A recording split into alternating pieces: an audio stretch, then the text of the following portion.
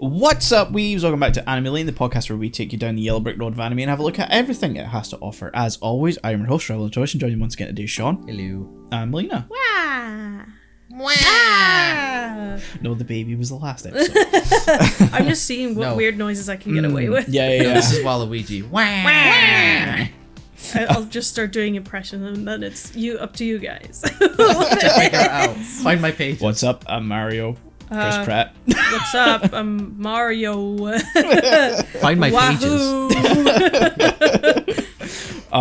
God is Dead in Junkhead, written and directed by Takahide Hori, music by Hori and Yoshiki Konda. It released in Japanese theatres March 26, 2021, licensed in the UK by Anime Limited. Then we get Existential in Summer Ghost, directed by Loundraw. I have no idea if that's how you pronounce that. Written by Osuichi.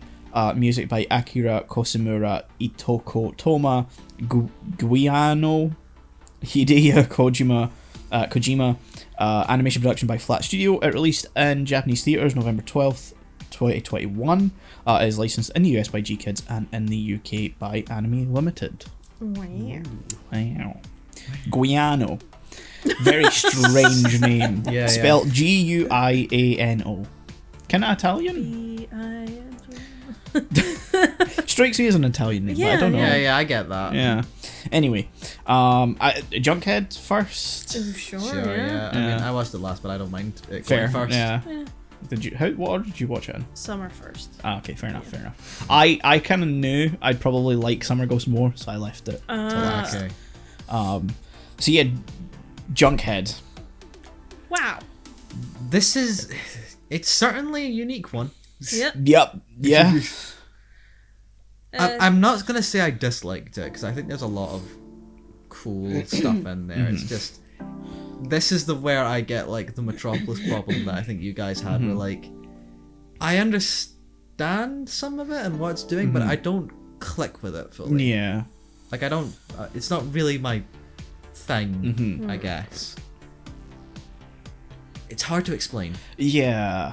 It's also worth mentioning, if anyone hasn't seen Junkhead, that it's not a traditional anime. It's stop motion. Yeah. Which I've never seen stop motion anime before. At least not Japanese stop motion, I guess. Since it's, I guess, technically not anime, quote unquote. Yeah, I mean, Qualifications a bit. Yeah. If the anime is just the general Japanese term for animation, I guess it does count. But In Japan, for sure. Over here, I guess it's a bit more mixed, and I guess it depends who you ask. Yeah. I would consider it, because like I've mentioned before, I think it needs to be a Japanese studio, a largely Japanese team, and that falls in that category, and it's just taking the core ideas of anime and applying it to stop motion, which is a form of animation. We get a full-on anime like music track at one point. Never mind. I love that so much. That's like the best part of the movie for me. My logic is we're covering it on this show, so it's anime. Yeah, fair enough. We decide. Yes, exactly. It's Anime Lane. It wouldn't be here if it wasn't anime. Well, according to my anime list, it's anime. You know, the arbiters of what? Yeah, finish that thought. Yeah. Look, I'm a big supporter of my anime list. I have a sub to their, like, supporter tier, because I've been on the website for a long time. I don't really agree with the moderation team a lot of the time. Okay, so definitely not sponsored then. No. You. Anyway. Yeah. So Junkhead is very strange. Yes. To get it out of the way, just to make this comparison, because it's inevitable. My thought was, it was Wallace and Gromit at one point, but specifically the first one. Yeah. No, Like I a Grand Day Out. get what you mean. I understand. I think if you're watching anything stop motion, there's an inevitable point where you're gonna end up with some comparison to Wallace and Gromit. Yeah, especially having grown up in the UK. Yes, Yeah. 100%. Where it's even more prevalent. Yep. Can't wait for Christmas Day. But anyway, I got that vibe specifically though the first one where like a Grand Day Out, where like they go to the moon and stuff. That because that one's a lot more out there compared to later Wallace and Gromit stuff. And it has that same sort of vibes. Like I was very reminded of specifically the sort of robot in that, because there's a robot in that first short on the moon for some reason. It's never really explained. It's just sort of there to be visually interesting and appealing, and I feel like that's a lot of what you could describe Junkhead as. Yeah. I think a lot of the visuals are very interesting. The designs are really good. Yeah. I like how all of the different zones of the underground, or the layers anyway, have specific designs to their characters. Like you've got the Not Lethal Company trio. I ended up calling them. On like the top, not the topper levels, because it's still very upper levels from what we see, and then you've got like the more, how would you describe the people that work in like the sort of factory thing? Scrawny Wallace and Gromit villagers. Yeah.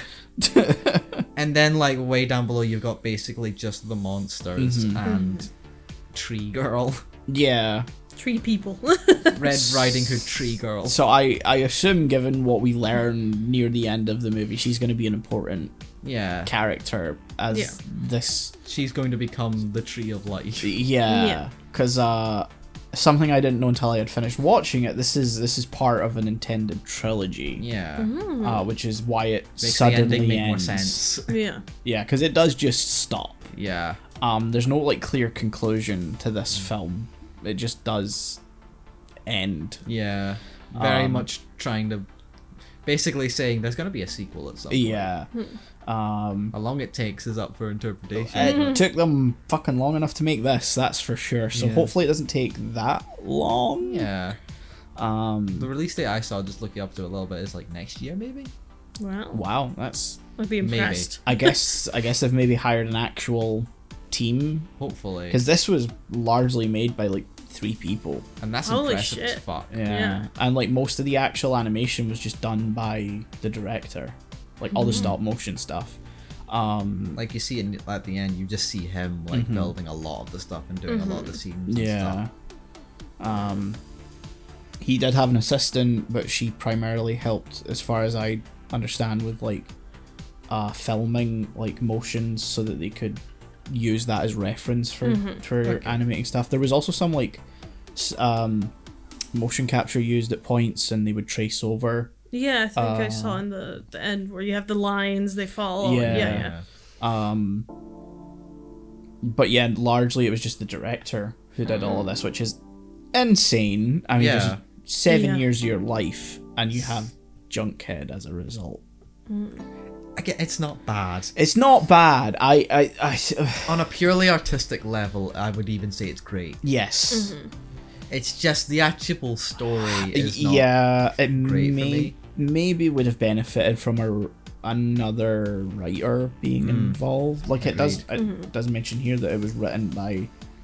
Oh no, it was just written and directed by him. So maybe having someone else come in and who's more familiar with the script writing process. Or maybe just someone to come in and say, maybe we don't need that scene where the animal shits. Yeah. It's a weird point. Yeah. The pixelation's strange. Yeah. Yeah, because it's as soon as you pixelate something, it's saying you shouldn't see this. Yeah. I understood the pixelation on the to a degree on the animal. The creature that it came out of, because that's just a weird quirk of Japanese law. The mass-produced Eva. To do with hentai and stuff. Yeah. You can't show the stuff. You can't show sexually reproductive organs. Like, it's just not. Yeah. You're not allowed to. So that part, I understand. It's also a face, so no, I don't. Yeah. Pixelating the shit, I don't get. Yeah, but it's a choice. But then after that, it just pixelates the eyes of the cat dog mouth. It feels very weirdly done. Yeah. It's like he didn't want to actually pixelate it, but like someone told him to. Yeah. So he did it like a half pixelization thing. It's weird.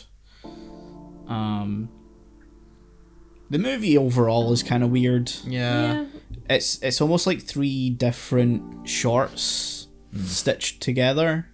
Because you have like the start up to the point where he falls further. Yeah, where like he gets kicked down by the monster he's supposed to be hunting, but he doesn't really until like maybe right at the end. I mean, he then finds out that there's no point in hunting it. It's not a penis, it's a tail.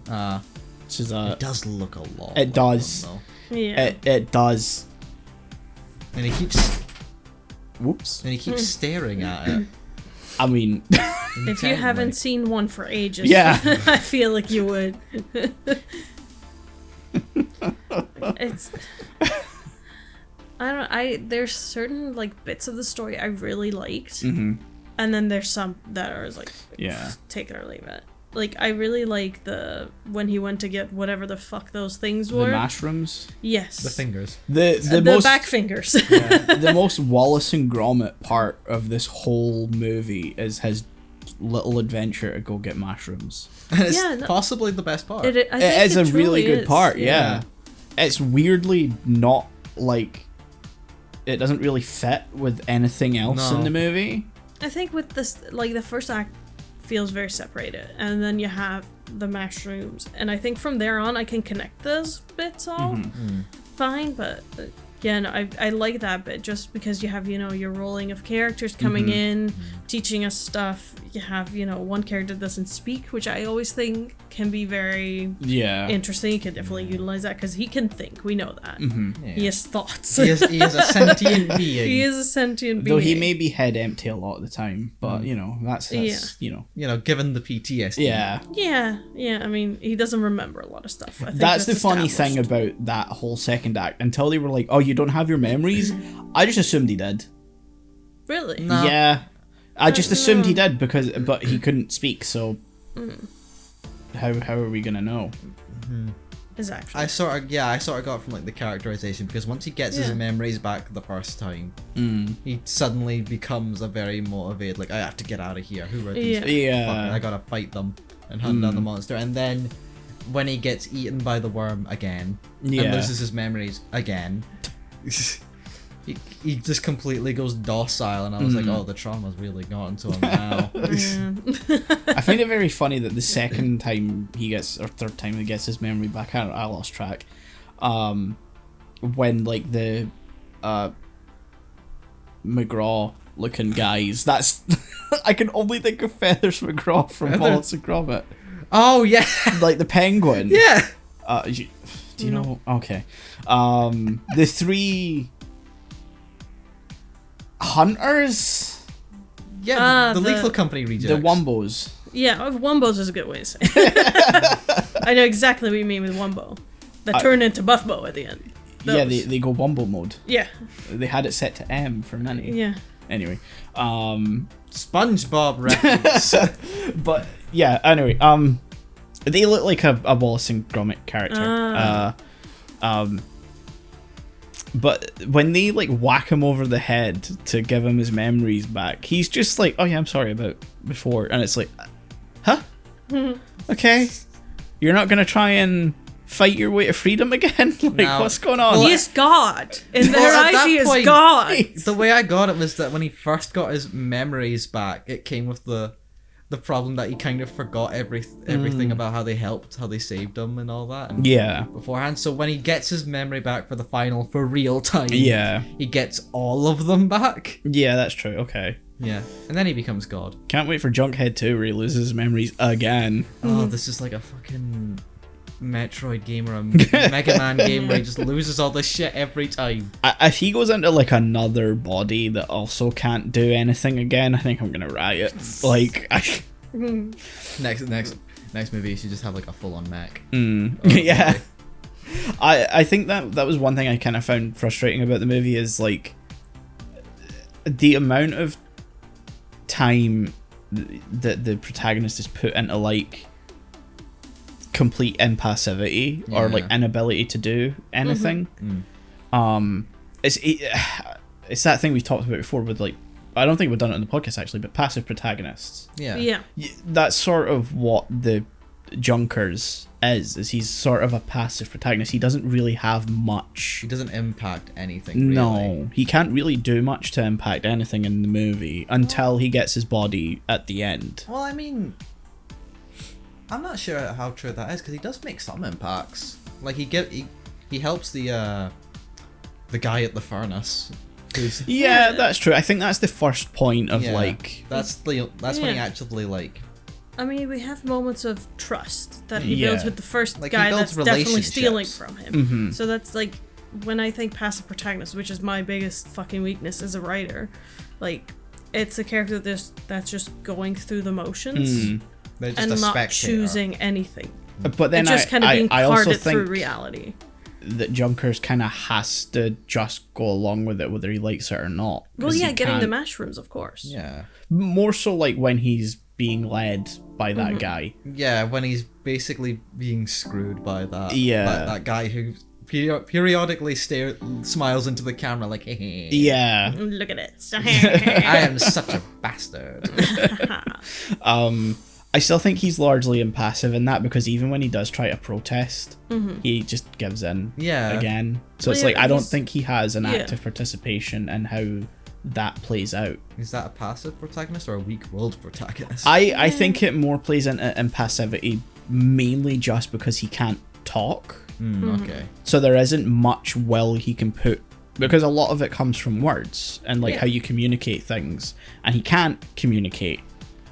So he's forced into impassivity, I think is my... 'Cause the only Plus way the he can body isn't communicate- exactly strong, so No. he can't do much. Yeah. Yeah, I was just saying that like he does make those impacts with the furnace guy and Tree Girl, Yeah, Yeah, Tree Girl and because that's an her important companion. Yeah, Slinky Finger. brother, Salad fingers. her brother. Ish. Yeah, Brother from adoptive another brother. mother. Yeah. Who grows up to be weird looking. Slendy man. He was kind of weird looking when he was young. Yeah, Oh, yeah. Very dumpy boy. Yep. dumpy to Slendy. Yeah.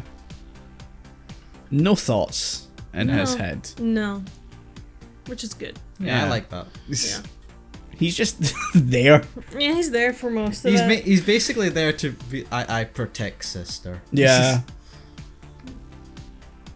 That's his job at that point. Yeah. It's an interesting movie.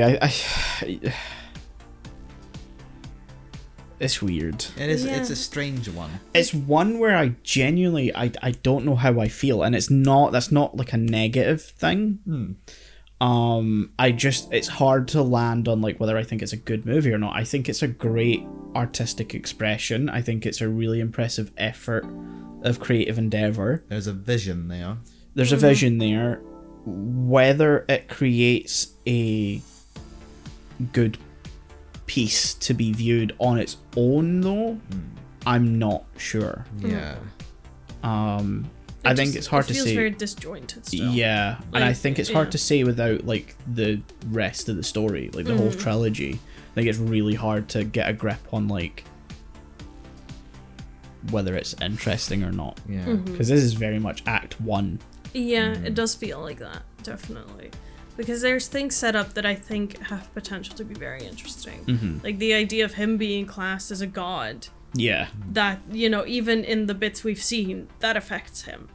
Like, how do you deal with others considering you this higher being and the pressure that comes with it? Yeah. And, you know, that can lead into the whole what is God, whatever. And like I can't even blame like the other inhabitants sort Yeah. of calling him God, because like he kind of is in He there fell from the like, there's- sky. He fell yeah, from the sky, and he's from the race of beings that created them Yeah. originally. Yeah.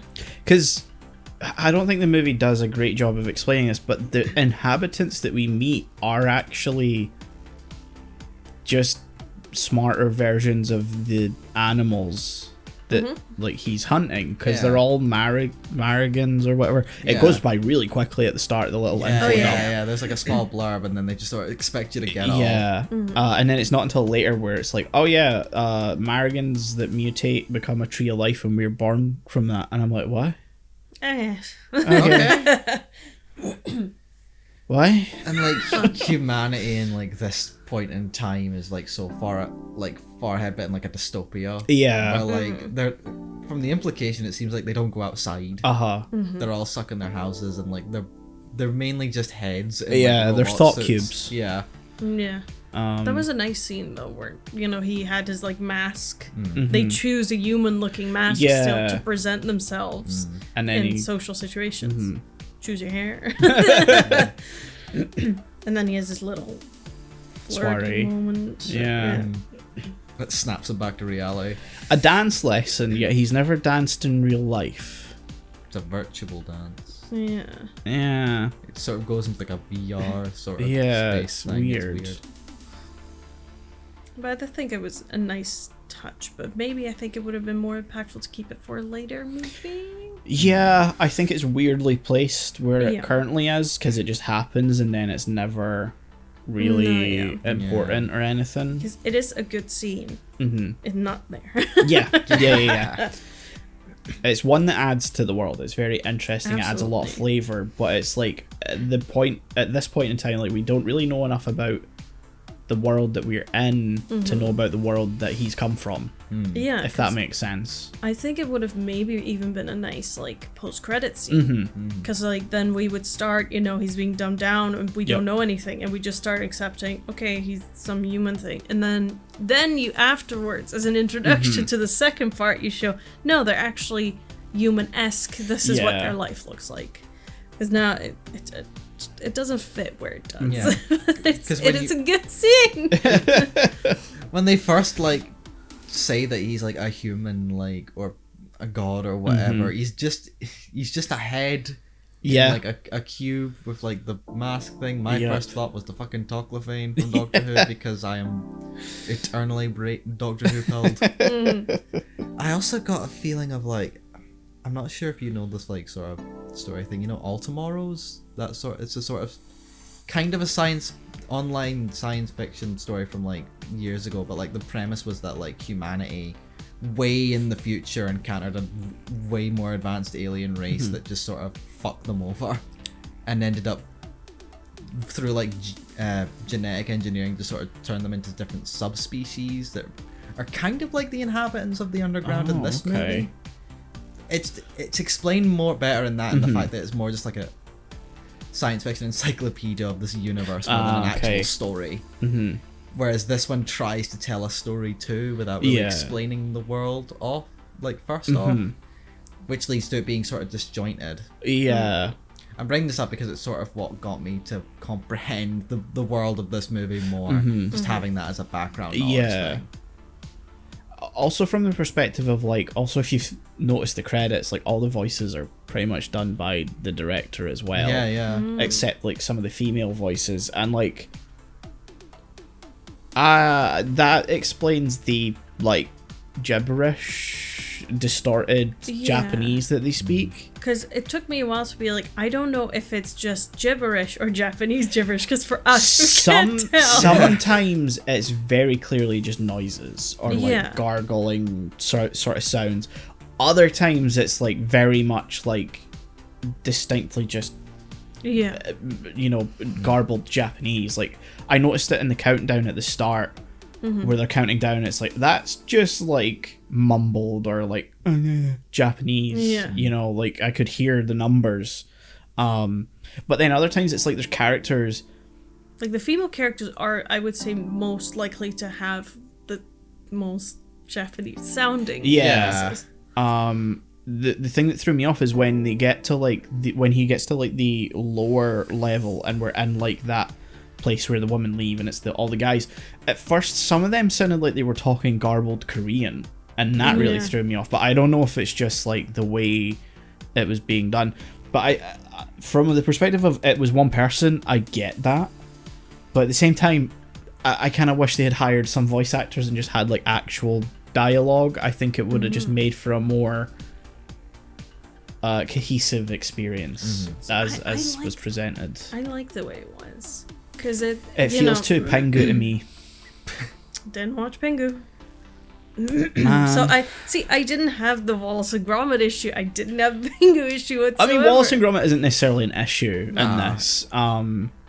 It's more just like a familiarity. Yeah. Thing, just sort of contextualize. But the Pingu thing, I didn't expect. No, for me, like a lot of the like weird, like mumbling sort of gibberish dialogue was very reminiscent of watching Pingu. That growing does up. make a lot of sense. I mean, even the animation stuff. I'm not looking back. I don't think was Pingu stop motion. Yeah. Okay, yeah. Well, I mean, I think later ones they did. yeah, it's. I'm sort of remembering my childhood where I think they sort of transitioned into maybe more computer enhanced animation. Like Thomas. Not like that. But yeah. Sorry, Thomas was just a Pingu was just a deep cut I wasn't expecting. But, like you're right, the gibberish in that is very much like the gibberish in this, only here was a bit more distorted. Yeah. I think like just as maybe going a ways to make it feel like a more comprehensible experience. I think actual voice acting delivery would have been good. Mainly just in like getting certain lines I think across better, like if you can understand the emotion behind it a bit more than just someone's gonna listen to this and think I'm making fun of people, and I'm not. That's just genuinely how some of this sounds. Yeah, that's how they sound. Because I'm assuming it's sci-fi-esque, this. It's sci-fi. Yeah. Yeah, yeah. 100%. And I like seeing progression of language in sci-fi. Because That's I cool, think yeah. it's a realism thing. I wouldn't necessarily call this progression of language though. Yeah, but Digression. it's still like at the end of the day, it's still like a linguistics sort of thing. Yeah, I Yeah. guess. Because, I think it's Korean in a way, maybe because their emotion was mostly done through tone. Mm-hmm. Where it's like upper tones, undertones, all that. I mean, Japanese has the same thing. Yeah. Yeah. I wasn't sure. And I don't know, but it helps me kind of grasp this is a different world. We're here. It's different. And it's not something that's done a lot because of the fear. You're not going to get your story across. Yeah. And yes, would it be improved by it? Absolutely. But I think for what they're trying to achieve with this first film, I think it's fine to be the way it is. I think if they wanted to do what they were doing, I still think maybe a more varied cast at least. I mean, to credit to the director, like I think there are a lot of distinct voices for sure, but I still think it would have been better just to have at least a more varied cast to convey the story, because it makes it very odd when the females show up and they're the only ones with like a distinct. Are we talking about the buff boss ladies? Yeah. Which we're gonna talk about them. Yeah, but I think The it was built nice. buffs I'd like to. Yeah, no, they show up, boobs present and defying. Female. Sort of like they're defying gravity. A weird sort of like unitard suit they're wearing. Fucking muscular shits as well. Oh my god. You sound like you're about to swoon. Mommy, Oh sorry, my. mommy. Mommy, sorry. It's something like, I don't know if it was done in a way where it's like, here you have a feminine, masculine presence, Yeah. which is like, to our eye, just, what the hell is this? Yeah. Yeah, yeah. Because you don't see it enough, I would say. Well, also, like, Just- I think it also says that, like, the rules that are present in, like, the human world isn't gonna work for, like, this, like, Yeah. underground facility where it's, like, it's less a gender binary sort of thing where, like, Absolutely. it's more like you've got the female sort of, Yeah. like, I'm putting that, like, in air quotes, you can't see listeners, but, who are, like, very much the workers and, like, the leaders and the stuff, and you've got the male sort of, like, characters who are just sort of backup. Yeah. Yeah, because they support. can't reproduce, so that, No, yeah. it's a society without the stigma that comes from that. Yeah, yeah. It's just, fuck yeah, buff ladies. They were some of the best characters in the Yes, Absolutely. then you proceed to fuck off for... I Yeah, was then the they most go on of their it. little cart and they leave. Like, okay. Looking back, really feels like it was just the director not wanting, like, whoever the other voice actress was Yeah. just have too much to do. Okay, I'm going to put your characters on this train now, and then they're going to go away. Because it, like, to me, it begged the question when we had our humbos become bumbos. Like, did the women take that? Like, is that why they're so buff? I mean, I don't think so. I don't know. I think they're just built like that. Okay. Yeah, that's Slay. genetics, you know? Queens. Queens. work. Oh man. Sorry, weird tangent. I just wanted to mention that I love their character design. Okay, this is a weird thing, and it's probably a stretch because I'm making it up on the spot here. So's the movie. Go ahead. But talking about like the lack of reproduction and like the lack of that implication on society, it's almost like that whole village with the dommy mommies and the sub men. Sorry.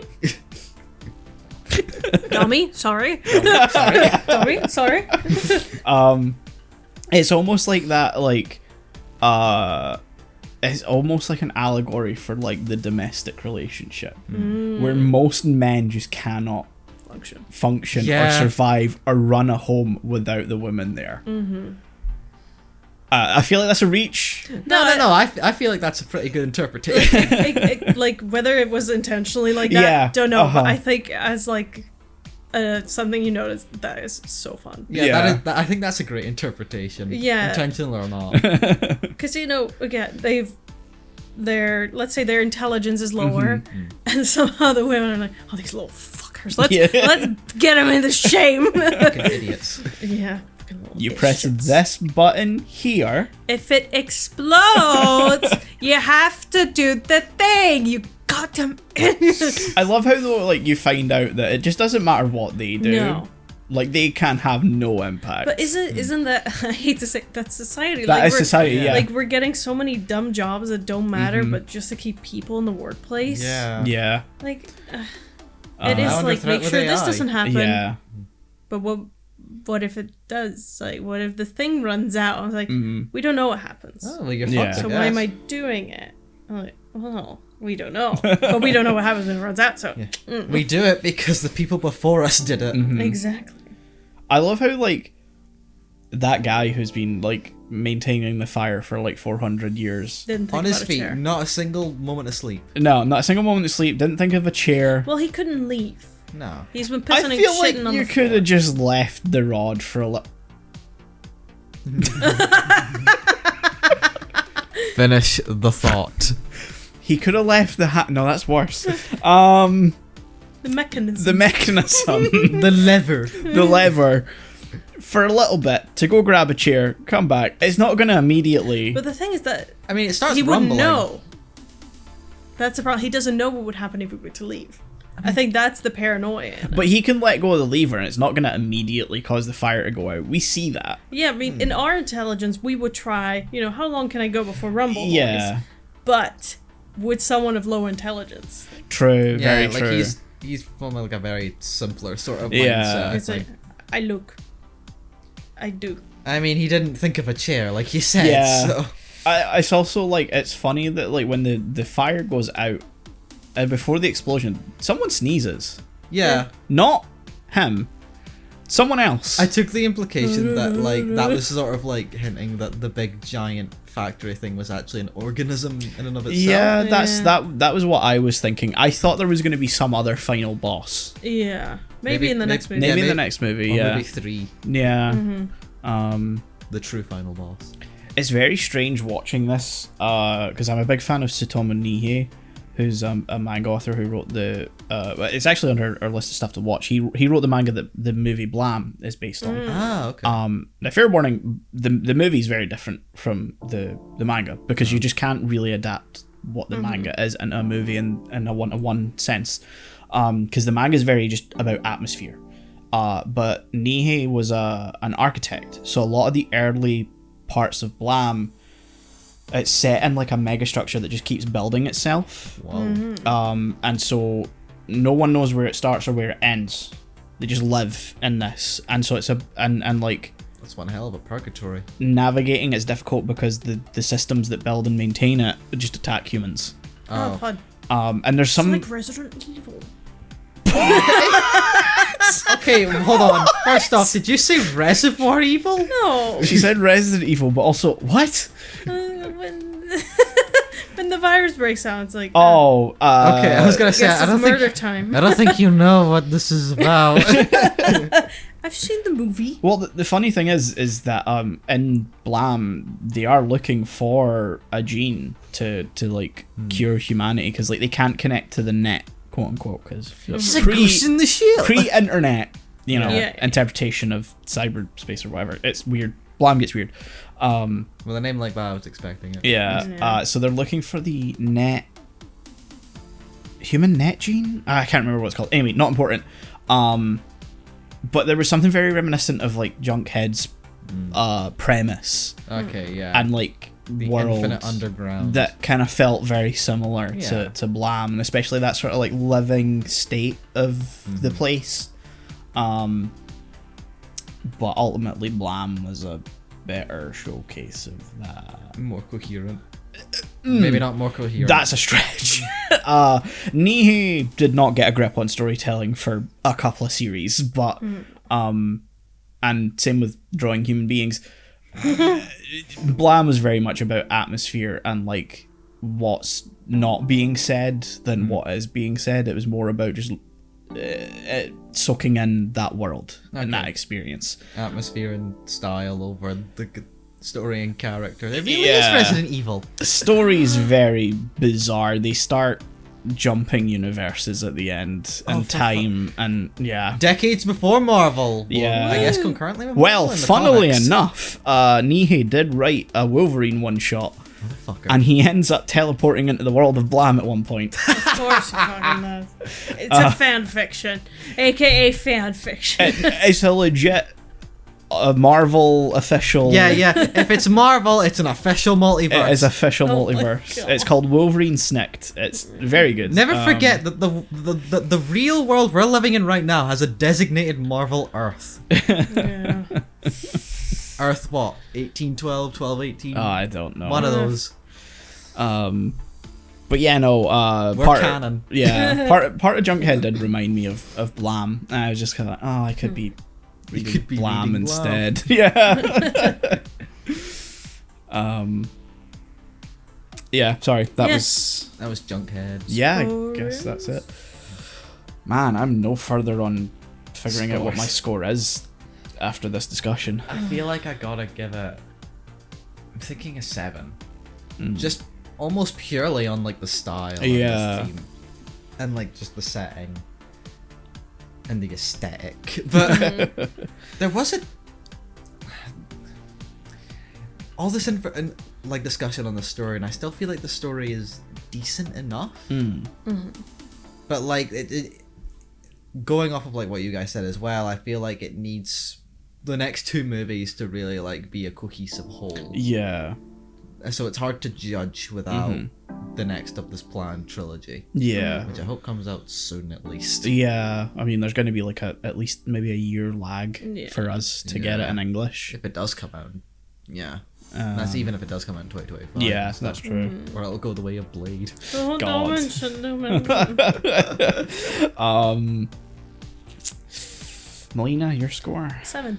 7, okay. Yeah. Because I really like the animation style.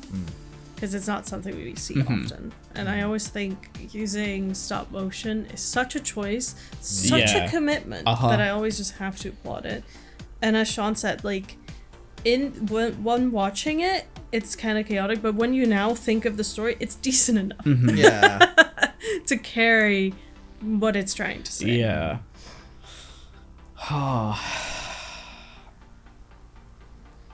I've never found it this hard to score something before. You know, if it's really hard, I'm willing to. I think you'd be okay with just saying it's a Junkhead out of 10. Like you could just not give it like a score if it's like, because it's. I feel like a movie like this, it's hard to score. Yeah. It's. Anyone hear the weird Yeah, the stuff sort of going on? static. Yeah. Oh, it's gone. Okay. That was weird. I just touched my headphone cable. So did I. It's you. That's weird. Do that again. Do it again. You're gonna forget to cut this. I am going to forget to cut this. Yeah. I don't think it's coming through on the recording anyway. So sorry for that random silence. We Yeah, heard yeah. static in our Yeah. headphones. And It's gone now. yeah, given our track record with sound mixers, it's Not like this. Not right now. Not this fast. Yeah, it's a weird one. Like the artisticness of it, I really like. It's the actual experience is bizarre. So I find it hard to put a number on it, and I do think it is like that lack of the rest. Like I think I may only be able to score this retrospectively once I know where everything else goes, because I think as it stands, it's not a movie that can stand on its own merit. It's very much reliant on whatever follows this up, because it does just end. Yeah. You don't get a conclusion. You don't feel necessarily satisfied by how this movie concludes. I don't know. I did have some sense of conclusion when two of the Humbos died. Yeah, but I don't think the film has any narrative conclusion. I think, I feel like okay. that's definitely the whole final boss battle with like the mass-produced Eva. Yeah, there's Tumbling down. Does feel sort of climactic, but like from like a narrative sense, definitely it's not really a conclusion, because nothing. He's still down there. He still needs to get his way back, and we just stop. Junker, for lack of, because he's, I don't know what to call him at this point. Junker boy. He's not really had a lot of character development at this point. Sure, he's lost 2 friends, I guess, but he didn't really know them. He lost his memory like 5 times. Yeah, he lost his memory 5 times. We have the girl who we know nothing about at this point. And we don't really know the role. We can guess what role she's going to play, but we don't really know how that's going to affect their relationship or anything. Like, it feels like it just stops the story because they need a climax, so they do the climax and then the credits roll. So I think until maybe at least the next movie and we get some answers, I don't know how to score this one. It's weird. I've never had this before where like I just genuinely can't come up with a score. It is very much Junkhead out of 10. It's our show, we can do what we want. Yeah. So that's Junkhead. Summer Ghost. Oh yeah, we still got yeah. I almost forgot. Which is funny because I really liked this one. I really like this one too. How did you didn't, did you? You fucking It was perfectly competent. Wow. Yeah, on the way here, I just asked her because I wanted to know if like she'd be the dissenter. I knew she would be. And why? I just got that vibe when watching it. It's you. How so? I don't know, like I feel like we're more receptive to movies like with this sort of theming than you are. Not to put words in your mouth. We've been doing this for like 2 years at this point. Like I've got a grasp on just a vibe. If you're gonna enjoy something or not. A signal. Yeah, I don't know. Like, we're not judging you. It didn't click at all. Like, no. Like the emotional sense of the story, it was well executed, but for me, I'm like, yeah. Cold-hearted. Jesus. And it was like some bits of it, I was like, yeah, of course. Yeah. I mean, sure, I went, yeah, of course, but at the same time, I was it like... It didn't negate the emotional impact. Yeah. I don't know, maybe it needed to be longer for me to actually emotionally connect with it, but at the moment, not. I think if this were longer, it would not have worked. Yeah, this is perfect length. Yeah. I said short but perfect, specifically to you. Yeah. I don't know. Just didn't click. Man. Jeez. We love this movie. Yeah. Well, short film. I wonder how much of it goes into like what was your experience in your teenage years, or like what have you been through in life? You know what I mean? Like maybe it's like a life experience. Very much like this, like a silent voice. Maybe, yeah. We talked about that. Where like it depends on what you've been through, or like what you've experienced in your personal life as to like how much that sort of thing clicks or impacts you. I'm not sure. I don't know. I think it was just maybe the way the characters were written wasn't identifiable to me. And I didn't find myself connecting with any of them necessarily more than others, so I was just kind of, here's the group. Yeah. I guess I can sort of understand that. Yeah, I mean, the other two are... The bullying arc, I think, is really sweet and all that, and it's done well. Whether it tugged on the emotional heartstrings up, I don't think so. If it's just kind of like, oh, she's the bullied one, and then they showcase it 1.5 times, and I would say the other two characters are not really explored all that in depthly, because it's more so our perspective as Tomoya. Boy. Do not ask me for their names. I think his name's Tomoya.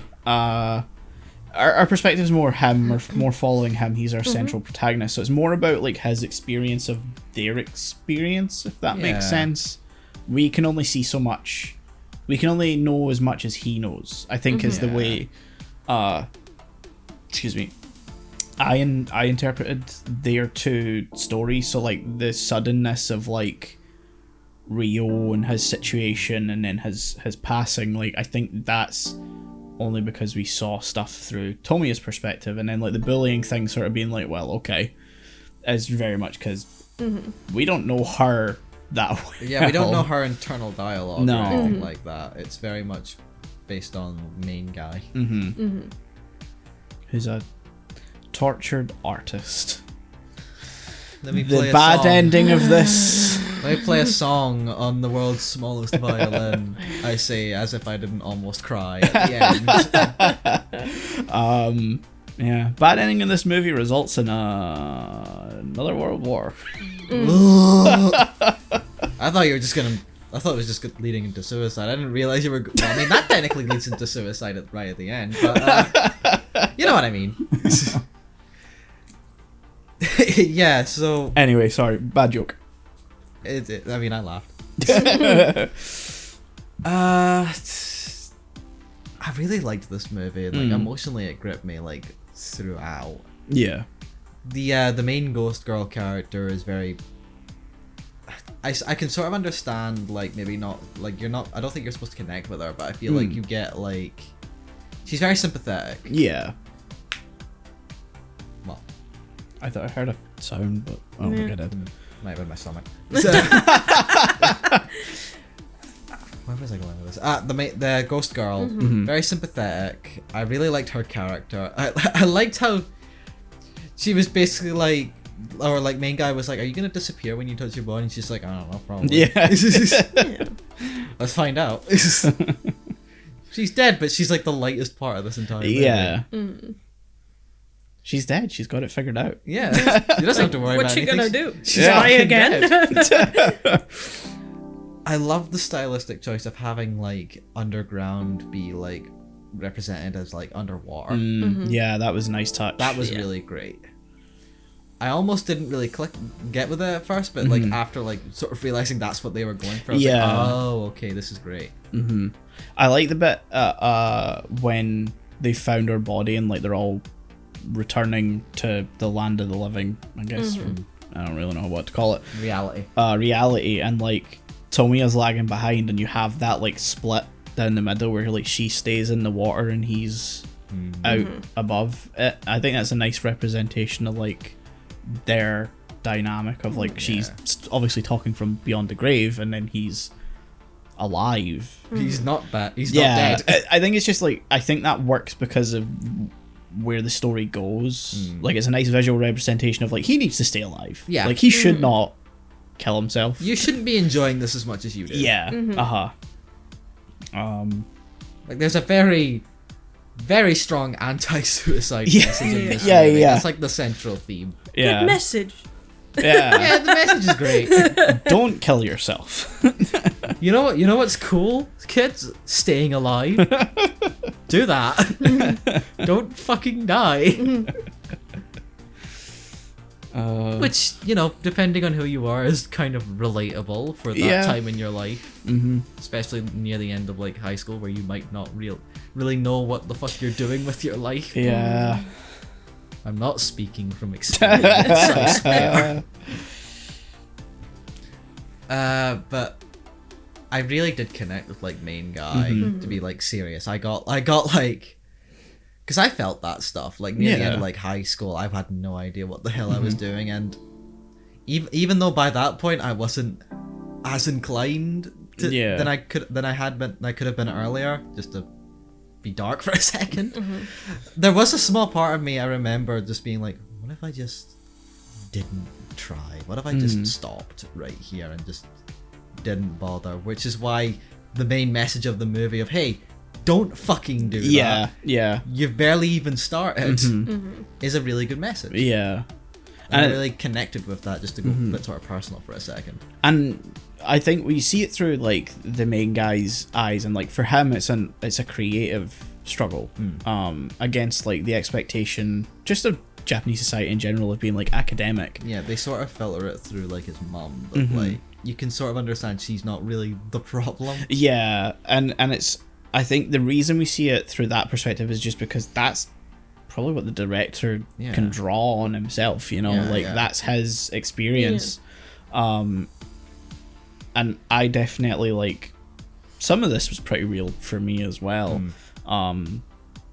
A lot, not necessarily in like the same context. I definitely like related to the feeling of like not really knowing what to do, but more so it was like elements just devoid of context would hit with me. None that I'm willing to That's fair. openly say, because some of it's still a bit raw. But yeah, there were moments where I was like, oh, okay, not necessarily how it's literally being presented here, but like there's definitely part of me can see this in my own lens, if that Sort makes of sense. read between lines. Yeah. They're not necessarily there. I mean, just one point to sort of show is like when the friend dies, there was so many parts of that to me that was like, okay, fuck. Yeah. It was just very real. And I'll leave it at that. Yeah. You guys will know why, and I'm sure listeners will know why. But yeah, it very much hit, and like the whole thing at the end, I did actually have a bit of a breakdown when I was watching it. Yeah, I mean, I came close on like one part as well. Yeah. Because like when I realised the end scene where like he's Talking to himself and not actually. no, the end where they're in on the airstrip on the strip, and you talking to him. realise he's now dead. That fucked me up. Yeah, I mean, fair. It was a very nice visual way to do it. Like, you don't show like, oh, hospital bed, flatline. We know. Yeah. I mean, we did get the hospital bed. We did get the hospital bed. Yeah, we don't get flatline. The flatline, because at this point, that's a it's classic on the thing, nose. which is like maybe my own personal experience here. Not many people get that. No. It's not a common thing. That's purely, well, not purely, but like it's most of the time it's very much just a media thing to like represent they're dead. Yeah. But like, yeah, that's a pretty hard hitting one, like right at the end, and they do it very well. Yeah, 100%. I also love like the sun bleached look of the movie. Yeah, that the like was very nice. ethereal image of summer.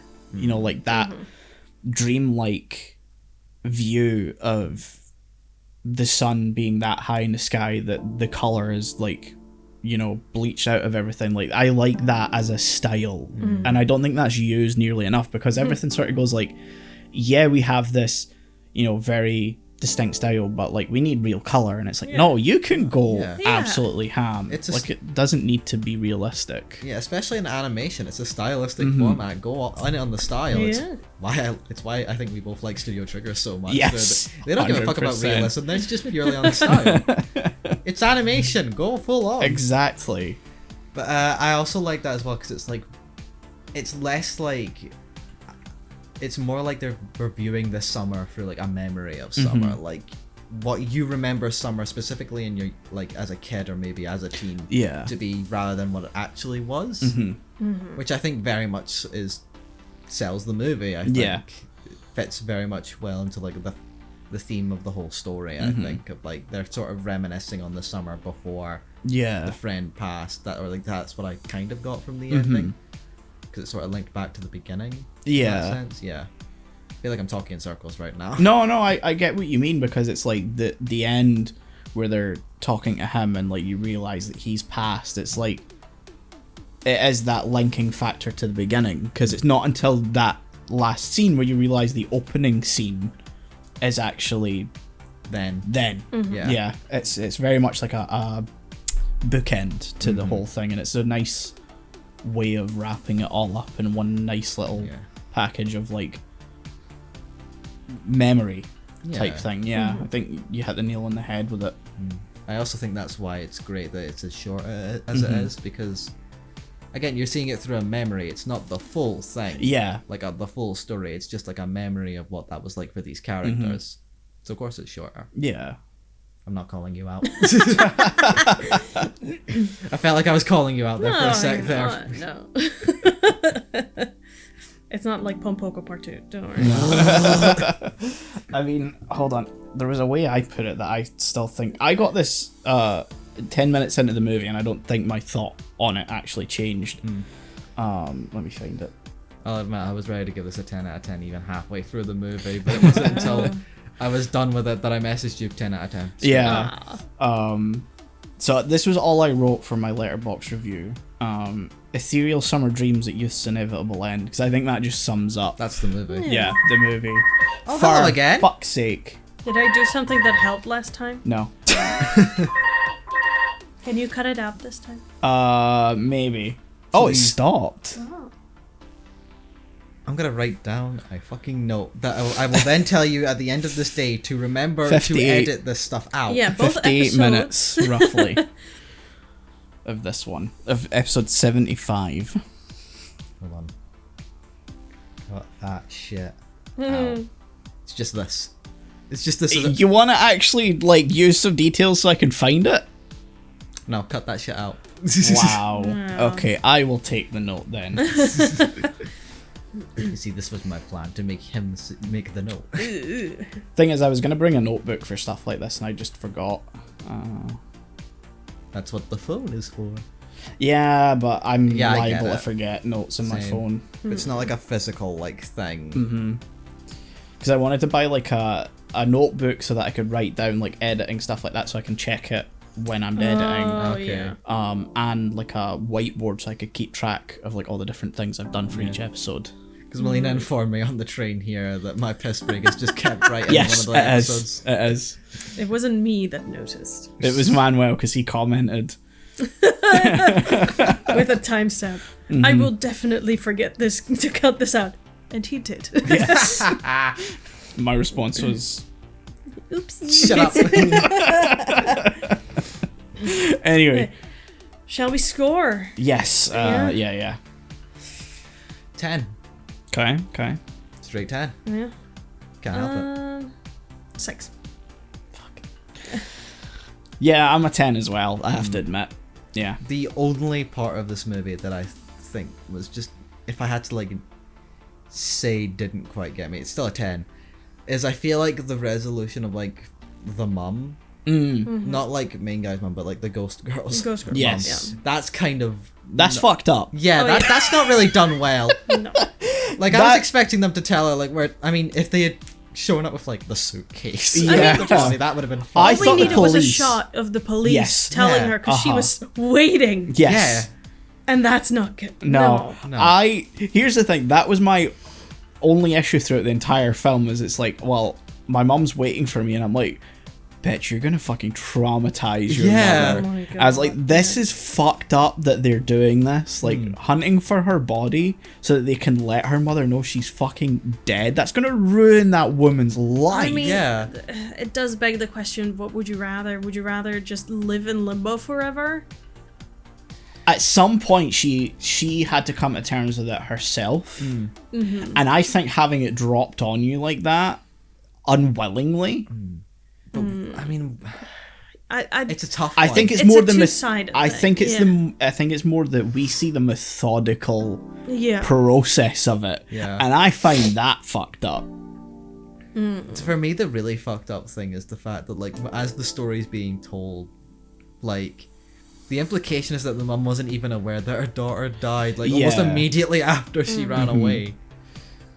Like, so she thinks she's just outliving a life, like, Yeah. away from her, and so she's coping through that, but, like, the decision isn't to tell her that, no, she's dead, which I feel like would be closure. Yeah. It's more just, oh, she could still be out there. Yeah, leaving the necklace just leaves it kind of like It's kind of up the in worst air for decision her. Yeah. to do.